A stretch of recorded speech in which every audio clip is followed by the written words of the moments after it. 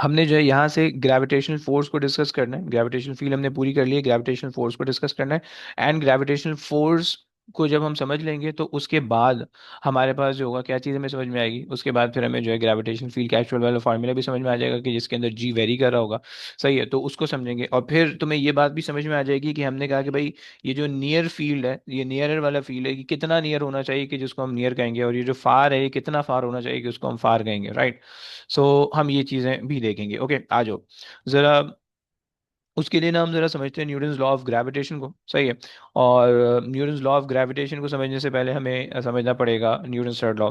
तो भाई बच्चों, किसी को न्यूटन्स थर्ड लॉ याद है? ज़रा मुझे याद कराओगे please. Anybody remembers the Newton third law? हाँ जी। एनीबडी? सर कुछ रिएक्शन करके सर।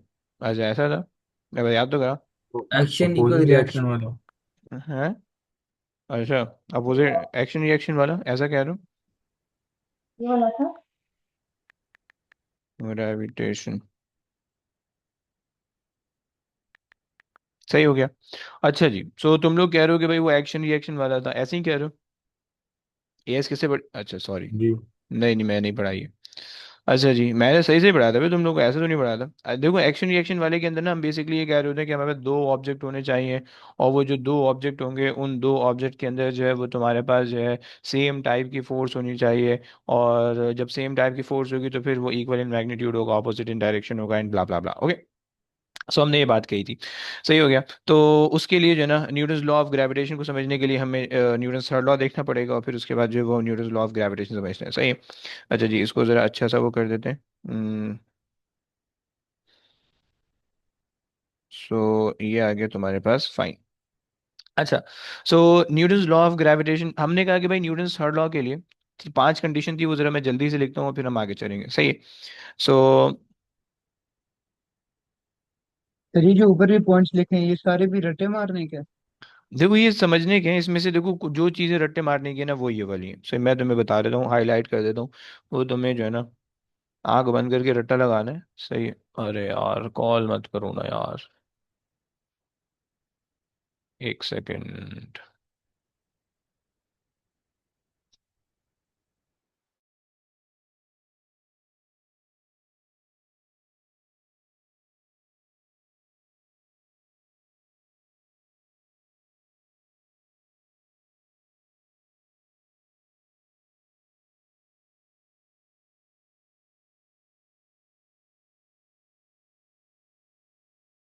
अच्छा जी, आ जाओ।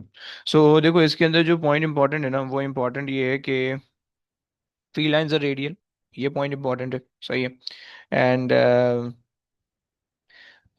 जो दूसरा पॉइंट इंपॉर्टेंट है वो इंपॉर्टेंट है आपके पास। फी ये तुम्हें अक्सर डेफिनेशन के अंदर पूछते हैं। सही, ये इंपॉर्टेंट है। और तुम्हें जो है ये इंपॉर्टेंट है। सही, इसका तो तुम्हें रट्टा लगा हुआ होना चाहिए। सही, बाकी जो पॉइंट है वो अंडरस्टैंडिंग से रिलेटेड है, राइट। वो ग्रेविटेशन फील्ड की अंडरस्टैंडिंग से रिलेटेड है। ओके, सेट हो गया। चलो आगे आ जाओ। न्यूटन्स लॉ ऑफ ग्रेविटेशन के लिए हमें न्यूटन्स थर्ड लॉ समझना है। सही है। और न्यूटन्स थर्ड लॉ के लिए मैं तुम्हें ये कह रहा हूँ कि भाई न्यूटन्स थर्ड लॉ के लिए जरा इसकी भी ना अच्छी सी वो डाल देते हैं। न्यूटन, अरे यार, न्यूटन थर्ड लॉ। सही है। सो तुमने न्यूटन थर्ड लॉ के बारे में तुमने मुझे बताया कि भाई एक्शन रिएक्शन पेयर अगर से हम उसको नहीं कहते हैं। सही है।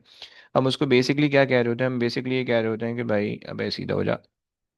हम ये कह रहे होते हैं कि भाई अगर हमारे पास जो है वो दो ऑब्जेक्ट हैं। सही है। सही है, टू ऑब्जेक्ट्स। सही है। ये तुम कह लो मासेस, कह लो टू मासेस। सही है, पहली बात हो गई। दूसरी बात तुम्हारे पास हो जाएगी सेम टाइप ऑफ फोर्स। सही है। तीसरी बात हो जाएगी सेम अमाउंट ऑफ फोर्स। सही है। इसको तो मैग्नीट्यूड जिसको कहते हो। सही। सही है। और चौथी चीज तुम्हारे पास हो जाएगी equal in magnitude. Equal in magnitude हो गया ऑपोजिट इन डायरेक्शन। सही है।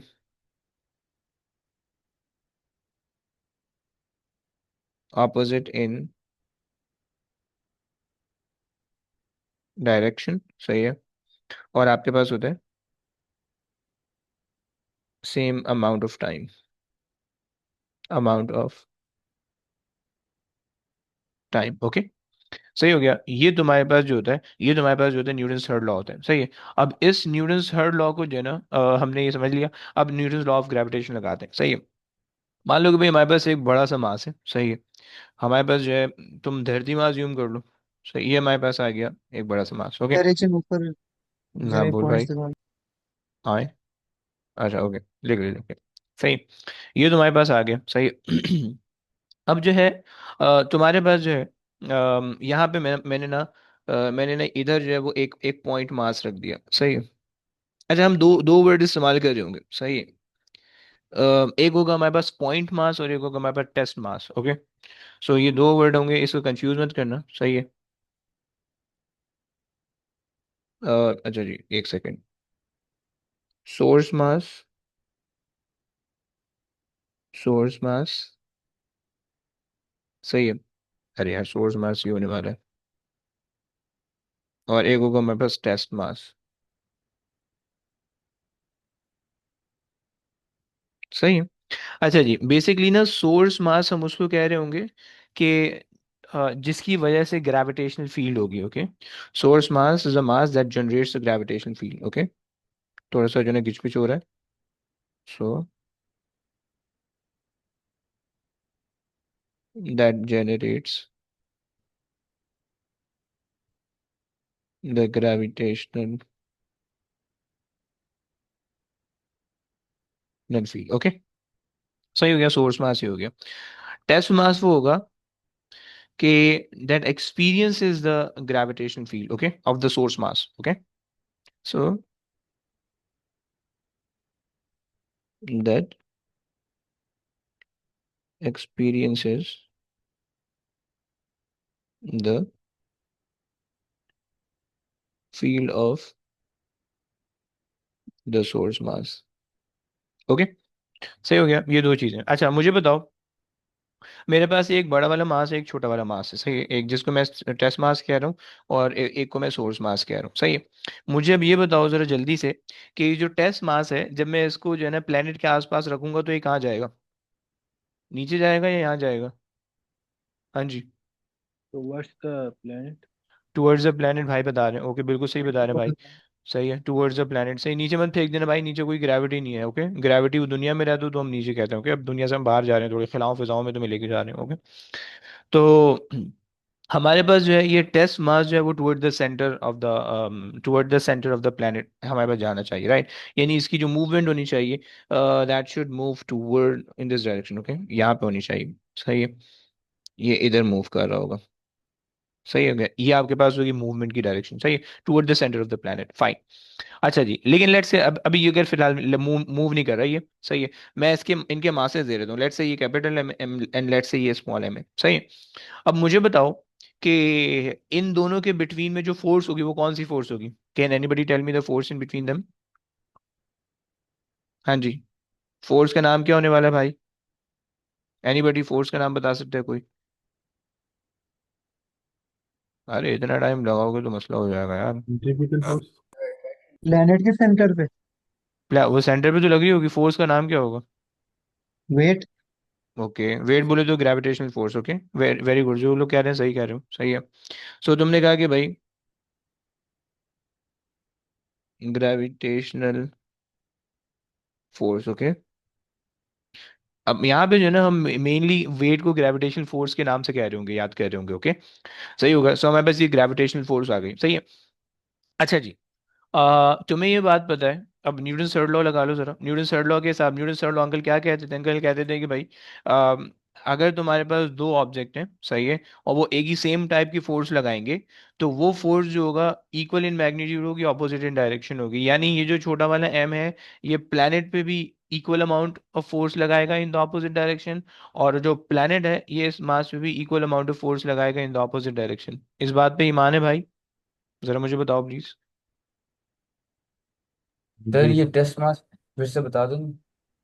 यार टेस्ट मास जो होता है ना वो मास होता है कि जिसको हम कि जिससे जो है ना हम फील्ड को किसी भी प्लेनेट के अराउंड जो फील्ड है ना हम उसको एक्सपीरियंस करने के लिए यूज करते हैं। जैसे कि मान लो तुम्हारा कोई सैटेलाइट है, सही है। अब सैटेलाइट जो है वो तुम्हारे किसी प्लेनेट के ऊपर जा रहे हैं रिसर्च के लिए, राइट। तो अब उस सैटेलाइट के जो मास जो सैटेलाइट का जो मास होगा ना हम उसको टेस्ट मास कह रहे होंगे, सही हो गया। जी सर। सही हो गया, बस ओके, सही हो गया, ये बात समझ में आ गई भाई। सही है, हमने ये कहा न्यूटन थर्ड लॉ कहता है कि भाई अगर आपके पास दो दो मासेस हैं, ये दो ऑब्जेक्ट्स हैं, they are applying the same type of force, सही है। तो वो टाइप ऑफ फोर्स हमने लिख दी ग्रेविटेशनल फोर्स है, राइट। छोटा वाला मास भी ग्रेविटेशनल फोर्स एक्सर्ट कर रहा होगा बड़े मास पर, और बड़ा मास भी ग्रेविटेशनल फोर्स एक्सर्ट कर रहा होगा छोटे मास पर, ओके। एंड जब इस तरह का केस होता है तो हमें पता है both should be equal in magnitude and opposite in direction, right. Gravitational force attractive है, सो इसका मतलब है ये जो मास है ये प्लैनेट को अपनी तरफ खींचेगा और प्लैनेट मास को अपनी तरफ खींचेगा, राइट। लेकिन चूंकि मास ये खुद बहुत छोटा है तो इस वजह से इस पे ज्यादा इफेक्ट दिखेगा तुम्हें, and it will start moving toward the planet, okay. भाई समझ पा रहे हो ये बात? अच्छा जी, अगर तो तुम लोग ये बात समझ गए हो, सही है, तो यहाँ से फिर हम देख लेते हैं आगे, सही है। सो दोनों जो है एग्जैक्टली सेम अमाउंट में ग्रेविटेशनल फोर्स एक दूसरे पे एक्सर्ट कर रहे हैं, सही, equal in magnitude opposite in direction, सही। अब लेट्स से अगर मैं इनमें से किसी भी एक का मास बढ़ा दूं तो जो ग्रेविटेशनल फोर्स होगी वो क्या होगी तुम लोग के ख्याल में? अगर मैं इनमें से किसी भी एक पे का मास बढ़ा दूं तो ग्रेविटेशनल फोर्स का क्या इफेक्ट होगा? इंक्रीज होगी। ज्यादा हो जाएगी। ओके भाई, ग्रेविटेशनल फोर्स ज्यादा हो जाएगी, राइट। चलो दोनों मासेस पे ज्यादा होगी, ऐसे ही है ना। यानी तुम दोनों में से कोई एक मास बढ़ाओ, दूसरा मास बढ़ाओ, या दोनों बढ़ाओ, दोनों से ग्रेविटेशनल फील्ड ग्रेविटेशनल फोर्स ज्यादा होने वाली है, राइट। तुम लोग ऐसे ही कह रहे हो तो बिल्कुल सही कह रहे हो, सही हो गया। तो इस वजह से मैंने कहा कि भाई it is basically directly proportional to the product of two masses, okay. अच्छा जी, अब तुम्हारे पास तीसरी चीज क्या है?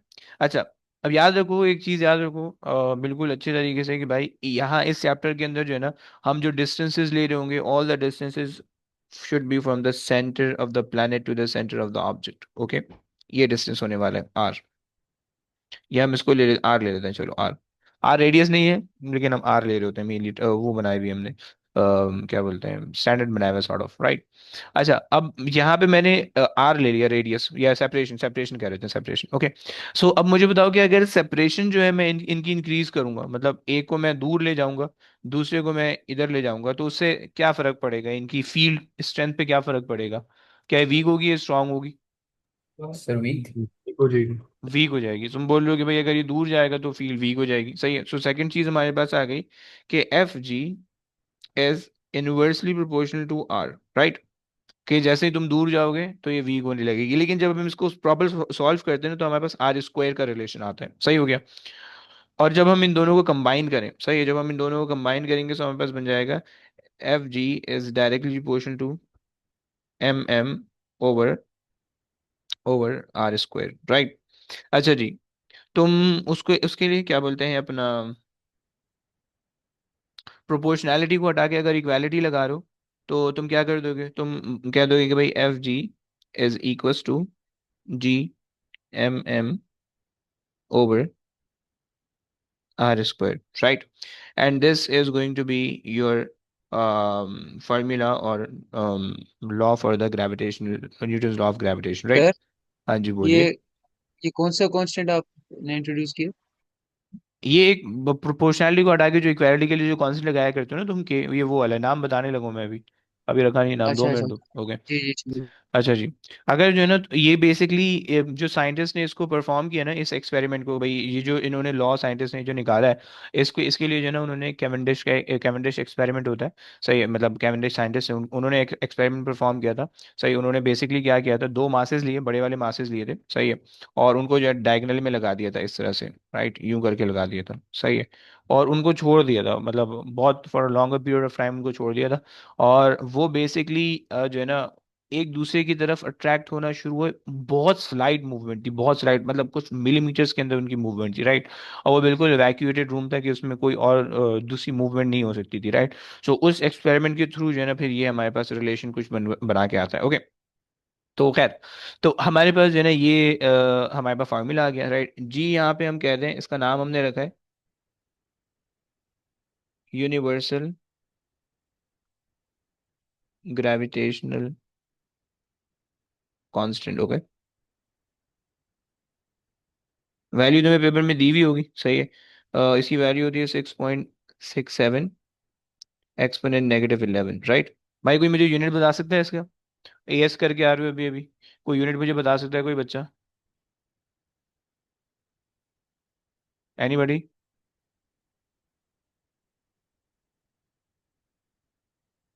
Sir NM square KG per metre.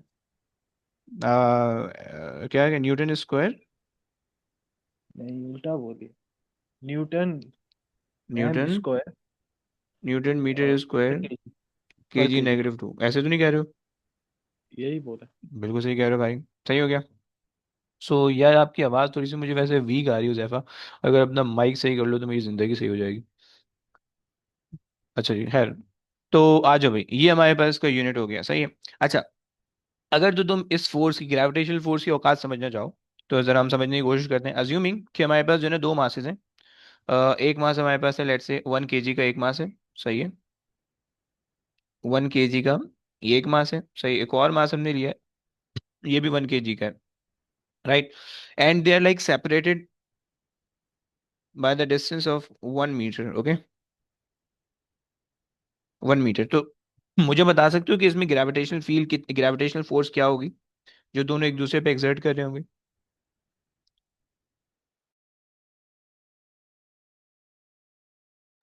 हाँ जी, कोई मुझे बता सकता है भाई? तो फॉर्मूला यूज कर लेना। फॉर्मूला यूज कर लो भाई, बिल्कुल यूज कर लो। Sir, with the same value as the constant. Point six very seven good. -11। Okay भाई, वेरी गुड हो गया। तुम लोग ऐसा कह रहे हो कि भाई F G is equal to, अच्छा इसको मुझे ब्राउन से करना था, सॉरी। तुम लोग ने कहा कि भाई F G is equal to GMM over R square, okay, सही है। एंड तुम्हारे पास जो जी है वो तुमने रख लिया 6.67 एक्सपोनेंट -11, और सारी वैल्यूज बाकी 1 1 है, तो तुम्हारे पास जो एफ जी आ गया वो तुम्हारे पास आ गया इसके अंदर, सही हो गया। अच्छा जनाब, ओके।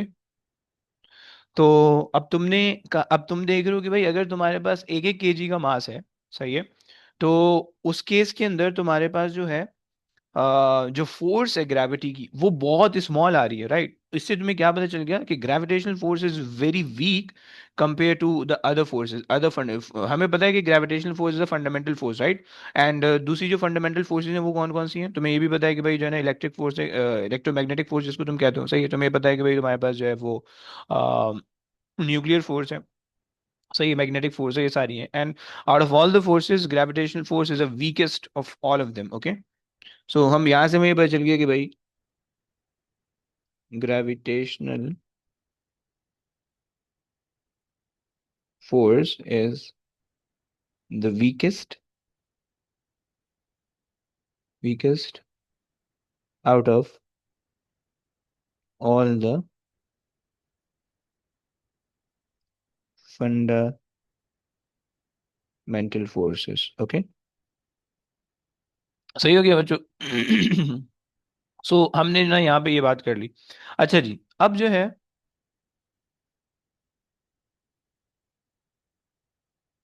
अच्छा जनाब, यार, अच्छा ये बात हमने कर ली। अब इसके बाद जो है,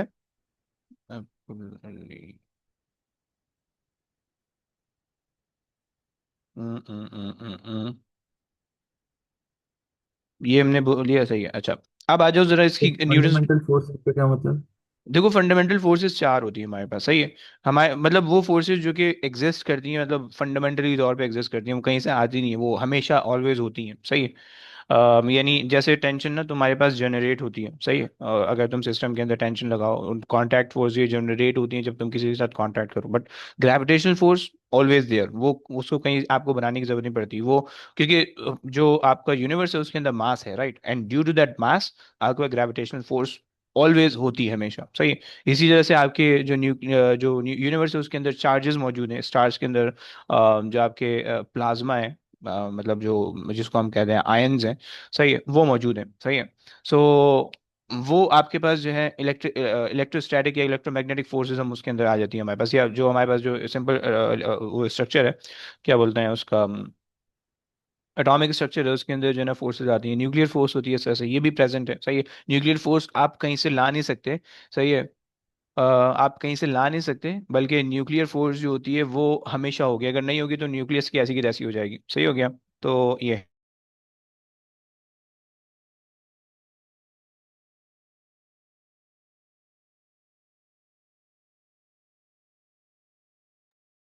अच्छा जी।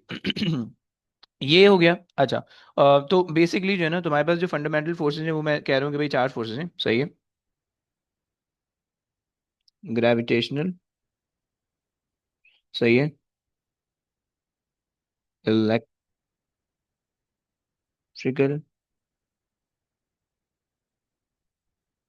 Magnetic and nuclear. ओके, सही हो गया, ये हो गया अब आपके पास। अच्छा जनाब।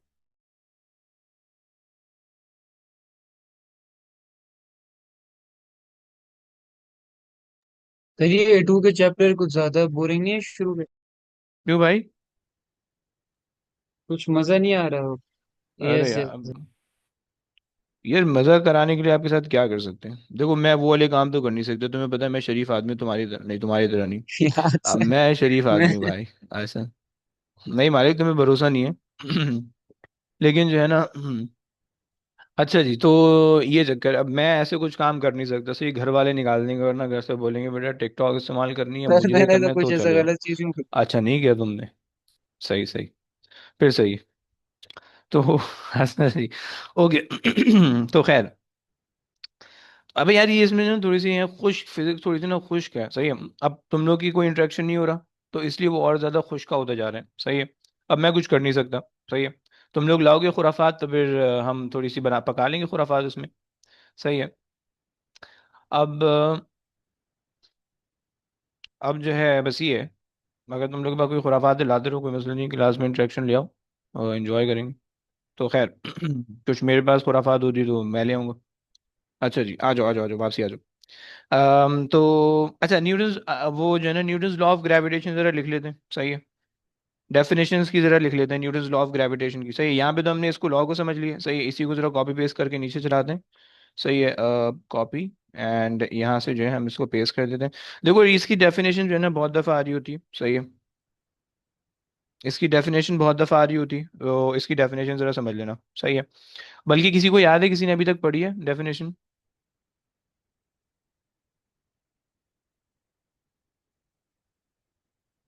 अच्छा जी,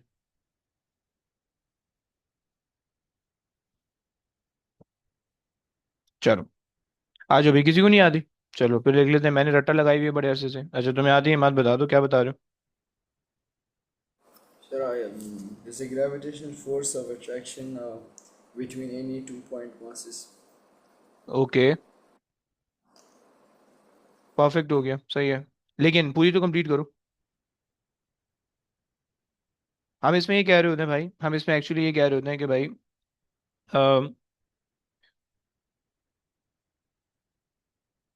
gravitational force of attraction is directly proportional to the product of two point masses and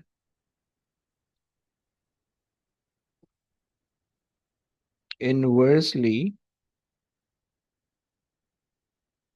proportional to the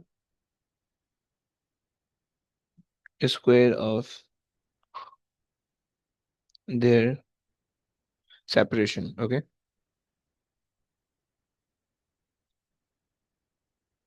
सही हो गया भाई। देखो इसके अंदर डेफिनेशन रट्टा लगा के जाना बहुत दफा आ रही होती है डेफिनेशन, सही है। जो जरा सी होशियारी करोगे ना 2 नंबर जाएंगे फजूल के, सही है। एक जो तुम्हें इसके अंदर ये चीज लिखनी है, बहुत इंपॉर्टेंट है, सही है। पॉइंट मासेस तुम्हारे पास हमेशा आना चाहिए, and proportional to the square of their separation. Separation लिखना, रेडियस मत लिखना वरना भंड हो जाएगा। ओके, क्लियर हो गया? ये दो चीजें लाजमी है इस डेफिनेशन के अंदर। तुम्हें 3 मार्क, 2 मार्क के लिए आती है, 2 मार्क के लिए 2 नंबर तुम्हें लाजमी है, बाकी आगे पीछे आय बाय शाय कर देना। सही है? तो ओके अब ये बात हो गई। सही है? और ये इसकी जो है ना हमने डेरिवेशन यहाँ पे हमने कर लिया। सही है? और इसको हमने एक्सप्लेन ये कर दिया। सही है? अब हमारे पास जो है ना इसकी कुछ कंडीशन होती है। ये ग्रेविटेशन ऐसे ही नहीं लग सकता, खाली पीली में नहीं लग सकता, बल्कि इसको जो है ना तुम्हें सोच समझ के लगाना पड़ेगा। सो इसकी ना कुछ कंडीशन होती है, कंडीशन देख लो, कंडीशन इसकी देख लो और फिर उसको आगे लेके चलते हैं। सही है? सो कंडीशन हमारे पास आ रही है।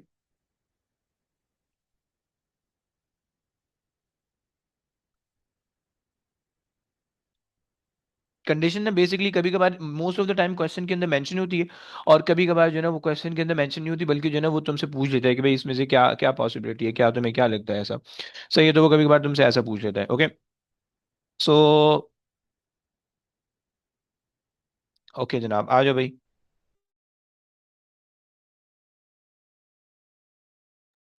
अच्छा जी, so the first condition is, हम कहते हैं कि भाई masses should be point mass। सही हो गया? पहली चीज। दूसरी चीज, दूसरी चीज हम ये कहते हैं कि भाई, मैं भी एक्सप्लेन करने लगा हूं, planet should be spherical in shape।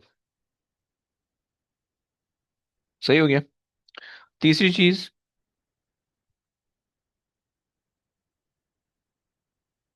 planet कह लो या मास कह लो, जो भी कह लो। सही है?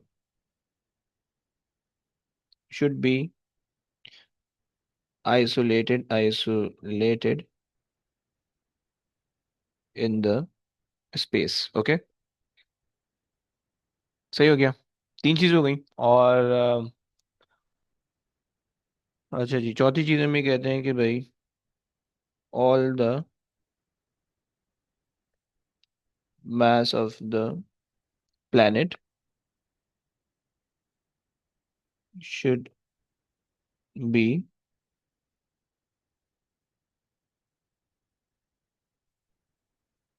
concentrated toward the center।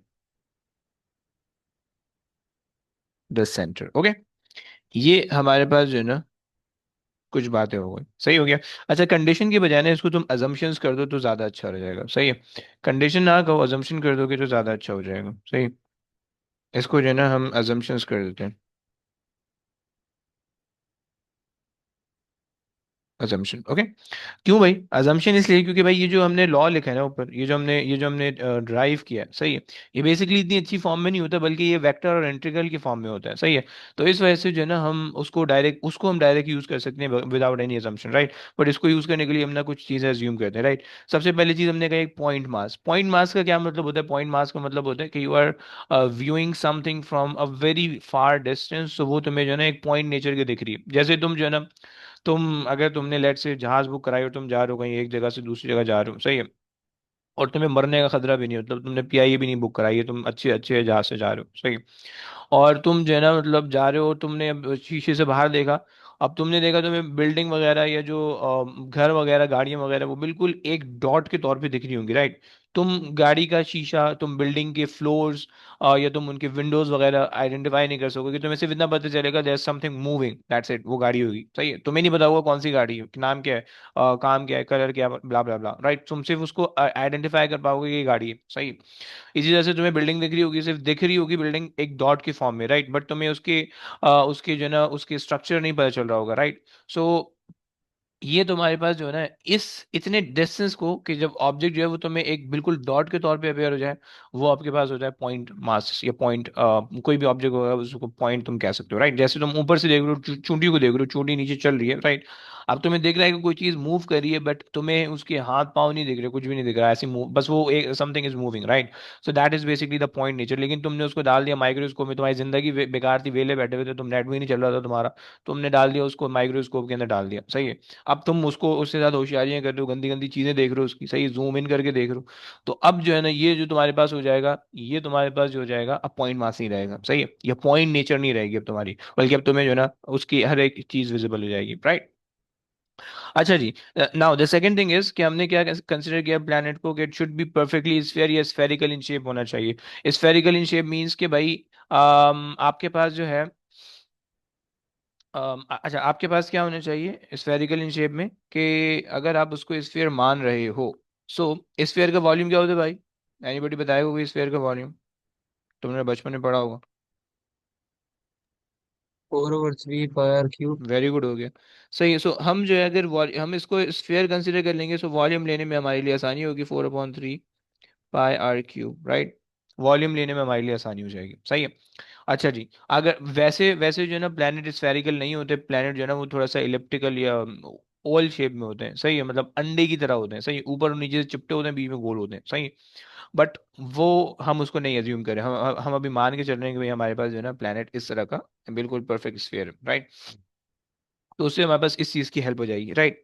अच्छा, तीसरी चीज जो है, planet should be isolated in the sphere, सही, आइसोलेटेड बोले तो कि जो है ना स्पेस, कायनात के अंदर और कोई चीज नहीं है, सही है, कायनात यहाँ पे जो है ना यूनिवर्स को मैं कह रहा हूँ, ओके, सही है ना? तो कायनात के अंदर और कोई चीज नहीं है, सही है, वो सिर्फ और सिर्फ तुम्हारा वो मास है जिसके साथ तुम काम कर रहे हो, सही है, दैट्स इट, सही है। क्योंकि अगर तुम यूनिवर्स के अंदर और किसी भी चीज को अज्यूम करोगे और किसी भी प्लेनेट को अज्यूम करोगे, तो उसकी भी ग्रेविटेशनल फील आ जाएगी। जैसे मान लो तुम अर्थ को अर्थ पे कोई तो होशियारी नाप रहे हो, और साथ में तुम्हारा चंदा मामा भी देख रहा है तुम्हें, सही है, या साथ में जो है ना तुम्हारा कोई और प्लेनेट भी तुम्हारे साथ है, राइट? सो उन सब की ग्रेविटेशनल फील्ड का इफेक्ट उस पॉइंट पे आ रहा होगा, राइट? तो इस वजह से जो है, जैसे तुम्हें पता है कि भाई जो समंदर की जो लहरें बन रही होती है वो चांद और सूरज की वजह से बन रही होती है, राइट? अल्लाह ताला ने निज़ाम ऐसा बना रखा है कि अल्लाह ताला ने लहरों का जो है ना पूरा सेटअप चांद और सूरज की फॉर्म में एक एक बनाया हुआ है, सही है। तो अब वो ग्रेविटेशनल फील्ड का जो इफेक्ट होता है, वो तुम्हें जो है ना वो समंदर के पानी में दिख रहा होता है, सही है। तो इसी तरह से अगर तुम दुनिया में, धरती पे, जमीन पे, कहीं पे भी कोई काम कर रहे हो, तो तुम्हें उसका इफेक्ट उस पॉइंट पे फील होगा, राइट? तो हम यहाँ पे क्या करते हैं, हम यहाँ पे अज्यूम कर लेते हैं आइसोलेटेड है, तो हम यहाँ से उसी सिर्फ एक प्लेनेट की जो है ना अकेले की ग्रेविटी हम मान के चल रहे होंगे, बाकी कोई ग्रेविटी नहीं होगी, राइट? वरना फिर वेक्टर डायग्राम बनेगी, खाम मखाई का जो है ना झमेला होगा, सही है। और चौथी चीज ये है कि हम सारे मास को जो है ना isolated, concentrated toward the centre मानते हैं, राइट? वरना एक्चुअली में मास, तुम्हें पता है कि जो है ना अर्थ का जो मास है वो 70% जो है वो वाटर है, 30% जो है वो 25% मास है, सही हो गया, ओके। और फिर उसके बाद जो है ये हो गया। अच्छा जी। तो तुम्हारे पास जो है, अगर तुम इस हिसाब से देखो, यानी अर्थ की ग्रेविटी के हिसाब से देखो या अर्थ की डेंसिटी के हिसाब से देखो, तो अर्थ की डेंसिटी जो है ना वो यूनिफॉर्म नहीं रहेगी, और उसका मास सेंटर में नहीं आना चाहिए, बल्कि मास जहाँ पे रॉक की, जहाँ पे पहाड़ ज्यादा है वहाँ पे मास ज्यादा होगा, जहाँ पे पानी ज्यादा है वहाँ पे मास कम होगा, राइट? तो ये तुम्हारे पास कॉन्सेप्ट हो जाएगा, सही है। अब इस केस के अंदर जो है हम ये अज्यूम कर लेते हैं कि भाई सारा का सारा mass concept concentrated towards the centre, right? वरना बिना हमें फॉर्मूला के अंदर चेंजेस करने पड़ेंगे, राइट? अच्छा, ये सारी चीजें ना कभी कभार क्वेश्चन के अंदर तुम्हें लिख के देंगे, कभी कभार एक आधा क्वेश्चन उसने दिया था 2019 18 19 के अंदर, कि इसके अंदर उसने इस चीज को मेंशन नहीं किया था, सही है। और उसको, और फिर उसने ना लेटर ऑन उसने क्वेश्चन, उसने नीचे जाके जो है ना क्वेश्चन के अंदर पूछ लिया था कि भाई क्या क्या अजम्पशन है, ये लॉ हम क्यों नहीं इस्तेमाल कर सकते, राइट? सो ये आपके पास कहानी हो गई, सही है। अच्छा जी, हमने न्यूटन्स लॉ, हमने ग्रेविटेशन देख ली, हमने दो चीजें देख ली। अच्छा, अब अगर हम ग्रेविटी की फॉर्मूला को देखें, सही है, तुमने ओ लेवल्स के अंदर ग्रेविटी का फॉर्मूला पढ़ा है, सही है। अब वो फॉर्मूला तुमने कुछ इस तरह से पढ़ा था कि जी, या weight is equal to M G, right? अगर मैं जी को यहाँ से सब्जेक्ट बनाऊं, सही है, अगर मैं जी को यहाँ से सब्जेक्ट बनाऊं, तो मेरे पास हो जाएगा g is equal to weight upon mass, okay.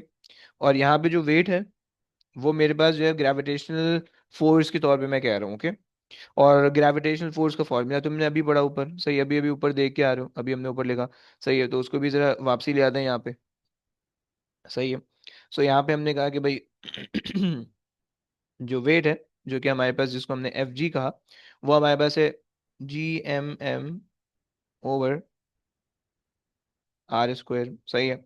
अच्छा जी, और तुम ज़रा इसको अंदर रख दो, सही है, इस फार्मूला के अंदर सब्स्टिट्यूट कर दो। सो तुम्हारे पास जो फार्मूला हो जाएगा वो हो जाएगा, ये आ गया इसकी जगह पे नीचे, सही है, और तुमने लगा दिया एक बड़ा वाला डिनोमिनेटर, सही है, और उसके अंदर तुम्हारे पास आ गया एम, सही है, एम से एम तुमने कैंसिल कर दिया। सो तुम्हारे पास जो ग्रेविटी बच गई, तो उस ग्रेविटी का जो तुम्हारे पास फार्मूला बचा वो तुम्हारे पास ये आ गया, सही है, वो तुम्हारे पास आ जाएगा, g is equals to sir G M, बोलिए। ये जो weight is equals to M g है, इसमें भी मास हम लोग टेस्ट मास को वाला यूज करें, वो जो टेस्ट प्लैनेट जो भी होता है। ये टेस्ट मास देखो, ये वाला जो मास है ना ये तो टेस्ट मास है, ये जो मास है तो टेस्ट मास है, सही। लेकिन अब जब ये सिंपलीफाई होकर जो ये इक्वेशन बनी है ना, ये जो इक्वेशन बनी है, सही है, अब ये बेसिकली किस चीज पे डिपेंड कर रही है, ये जो मास एम है ये प्लेनेट का मास है, राइट, क्योंकि देखो ग्रेविटेशनल फील्ड जो होती है वो तो प्लेनेट की वजह से होती है, राइट, समझ रहे हैं भाई। सो ये मास ऑफ द प्लेनेट है, राइट, ये सोर्स मास है सर आर स्क्वायर नहीं होगा? बिल्कुल होगा भाई, ऐसे स्क्वायर है क्या, sorry, source mass, okay, right. और आर जो है from the centre of the planet to the point of observation, okay, center of the planet to the point of observation। Sir ये आपने जो डेरिवेशन की है जी की, ये नहीं समझ आई। डेरिवेशन कुछ भी नहीं किया बे, एक दूसरे के अंदर डेरिवेशन फार्मूले नहीं में रखो। वाला किया क्या आपने? है, वो आटा ही मतलब आपने क्या चीज डाली है और क्या काटा? देखो ना, ये W की जगह पे मैंने ये वाली चीज रख दी है पूरी, सही है, तो ये जो है ना बेसिकली यहाँ पे W था, सही है, W अपॉन M था, उसकी ठीक जगह है पे सर। मैंने ये रख दिया, सही, और फिर मैंने इसको इससे कैंसिल कर दिया, समझ रहे हो आप। जी सर। अच्छा जी, अब लेट से आ जाओ भाई धरती माँ के साथ थोड़े खेल कूद कर लें। सर अब आप देखो एक सीन, सेकंड रुको सर सर। 1 मिनट ऊपर जाना। बिल्कुल भाई, 1 मिनट चले आते हैं। अच्छा सर, ये जो ये वाला फॉर्मूला था ना, W equals to capital G capital M M over R square, इसमें जो स्मॉल एम है वो भी टेस्ट मास है। हम्म, कहाँ पे भाई, ये वाला स्मॉल मास, ये जो स्मॉल मास है टेस्ट मास, जो लार्जर वाला जी एक तो बड़ा ये मास, हो गया। हाँ, जी एक बड़ा तो ये मास हो जो गया, है और वो जो सोर्स मास। दूसरे, हम्म, ये जो ऊपर आपने लिखा, हाँ ये वाला, ये भी टेस्ट मास है। ये टेस्ट मास है, हाँ, जहाँ पे छोटा एम आएगा ना वो टेस्ट मास होगा, जो बड़ा वाला एम है सोर्स मास है, ओके। तो मतलब सोर्स मास का मकसद ये है कि उसकी इसकी वजह से ग्रेविटी होगी, सही है, और ये जो दूसरा वाला है ना ये उसकी ग्रेविटी को एक्सपीरियंस करके जो है ना उसके अंदर कोई मोशन वो मूव करेगा, आगे पीछे जाएगा, समझ रहे हैं? जी सर। सही हो गया, ये कॉन्सेप्ट है। अच्छा जी, आ जाओ भाई जरा दुनिया के साथ खेलते हैं, सही है। अच्छा लेट्स से तुम्हें पता है कि भाई तुम्हारी जो धरती माँ है, थोड़ा सा नीचे ले आते हैं, ओके, सही है, क्या क्या रेडियस होता है, किसी को पता है रेडियस ऑफ द अर्थ? मैंने रट्टा लगाया हुआ 7.4 10 to the power 24, या ऐसे है। ही कुछ था, अबे मुझे याद नहीं रेडियस, आ अबे वो तो separation between the sun and the earth, moon and the earth, खैर खैर। देखो इसके अंदर जो मास होता है, इसका मास होता है, भाई ने सही, भाई ने कुछ ना कुछ बताया, तो भाई कह रहे हैं कि भाई 6.34 एक्सपोनेंट 6 मीटर्स, बिल्कुल सही बता रहे हो भाई, सही, ये हो गया रेडियस, सही हो गया। अच्छा मास होता है, सही है, धरती में है तो भारी सी होंगी, सही है, तो मास हमारे पास है 5.98 एक्सपोनेंट 24 kgs, ओके। अच्छा जी, अगर हम सरफेस पे ग्रेविटी निकालने की कोशिश करें, सो सरफेस पे ग्रेविटी क्या होगी, सही है, निकाल दो जरा, use the formula and find out. 9.8। अबे निकाल दो, नहीं आती, तुम होशियारी करो, सामने बैठ के होशियारी करो। Gravity at the surface, formula लगा के करना, g is equals to G M over R square, right, and then 6.67 exponent -11, सही है, इंटू मास आपके पास आ रहा है 5.98, 5.98 एक्सपोनेंट 24 डिवाइडेड बाय जो रेडियस है वो आपके पास है 6.3438 होता है यार, 6.38 होता है ये, 38 एक्सपोनेंट 6 एंड होल स्क्वायर। कितना आ रहा है भाई? 9.79। 9.79, ओके, सही है, न्यूटन्स पर केजी। अच्छा जी, अगर मैं ग्रेविटी निकालना चाहूँ थोड़ा सा ऊपर, लेट्स से 100 मीटर ऊपर चले जाऊँ मैं, सही है, 100 मीटर ऊपर चले जाऊँ, मतलब जो है ना, मान लो कि मैं जो है ना एक 5 स्टोरी बिल्डिंग है, उसके पांचवी फ्लोर पे खड़े होकर मैं ग्रेविटी निकाल रहा हूँ, सही है। अब क्या होगी भाई? अब ग्रेविटी की क्या वैल्यू होगी? ग्रेविटी एट 100 मीटर्स, ओके, क्या वैल्यू होगी भाई?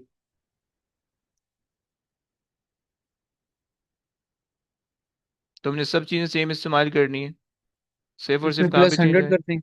वेरी गुड हो गया भाई, बिल्कुल सही कह रहा है भाई, सिर्फ उसके अंदर तुमने +100 कर देना है। So you get same answer. Can't hear you bro. Same answer, same answer. Okay okay भाई, तो बच्चे हमें कह रहे हैं सेम आंसर, कोई फर्क नहीं पड़ रहा, ओके। इसका मतलब है कि अगर तुम जो है ना 100 मीटर की बिल्डिंग से कूदोगे तो भाई तुम्हें कुछ नहीं होगा, नहीं भाई होगा, मर जाओगे भाई, बहुत कुछ होगा, ऐसी की तैसी हो जाएगी। ग्रेविटी सेम है, सही है, चलो ऊपर चल जाते हैं, और सही है, 100 मीटर से ऊपर चले जाते हैं, 1000 मीटर पे चले जाते हैं, सही है, 1000 मीटर फ्रॉम द सरफेस चले जाते हैं, सही है, 1000 मीटर पे चले जाते हैं, क्या आंसर आएगा भाई 1000 पे? Sir, same still. Same answer, अच्छा, कुछ तो चेंज होगा थोड़ा सा, नहीं हो रहा। अच्छा, बाय द वे 1000 मीटर का मतलब है, तुम समझ लो बुर्ज खलीफा के टॉप से छलांग मार रहे हो, बुर्ज खलीफा तकरीबन 827 है, सही है, मीटर्स, और तुम 1000 मीटर पे मार रहे हो, सही है, तो तुम्हारे पास जो है ना ये आ गया। तो बच्चे बता रहे हैं कि ऐसे ही आ रहा है, 9.79 ऐसे ही आ रहा है, जी। जी ओके सर। भाई। अच्छा जी, अब जो है एक ये हो गया, एक ये हो गया, और एक ये हो गया, अच्छा जी, एक अब लगा लो भाई, 1 किलोमीटर लगा लो, 1 किलोमीटर हो गया, 100 किलोमीटर लगा लो, 10 किलोमीटर लगा लो जरा, सही है, 10 किलोमीटर लगा लो,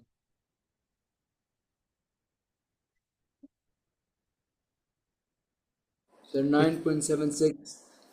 9.76, ओके, सही है भाई। तुम लोग ने कहा कि भाई जब हमने जो है ग्रेविटी को 10 किलोमीटर लिया, सो तुम्हारे पास जो आंसर आ रहा है वो तुम्हारे पास आ रहा है 9.76, अबे यार, सही है भाई। अच्छा, अब इसके बाद 100 किलोमीटर पे कर लो जरा, सही है, 1 एक्सपोनेंट 4 था, सही है, तुम लोग ने कहा कि भाई 9.76 हो गया, सही है। अब मैं क्या कह रहा हूँ, मैं बोल रहा हूँ कि भाई 100 किलोमीटर पे कर लो, सही, आखिरी चीज़ है बस।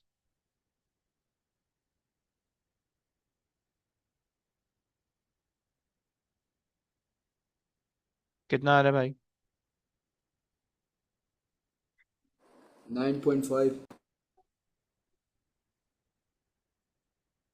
एक्सपोनेंट 5, क्या कह रहे हो, 9.7? Sir, 5. 9.5, okay, now you can see the drastic change, 9.50 अगर मान लेते हैं, सही, सही हो गया। सो और बेसिकली जो हमारा जो रेडियस है तकरीबन 6.34 था, तो अप्रोक्सीमेटली जब हमने जो है ना उतना डिस्टेंस कवर किया जितना रेडियस ऑफ द प्लैनेट था, तो हमारी ग्रेविटी के अंदर समवॉट चेंजेस आए, राइट। सो हम यहाँ पे लिख लेते हैं कि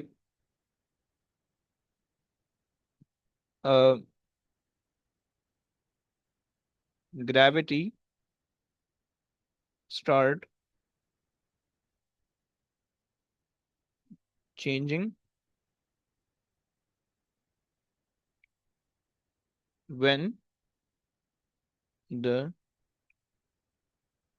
distance approximately equal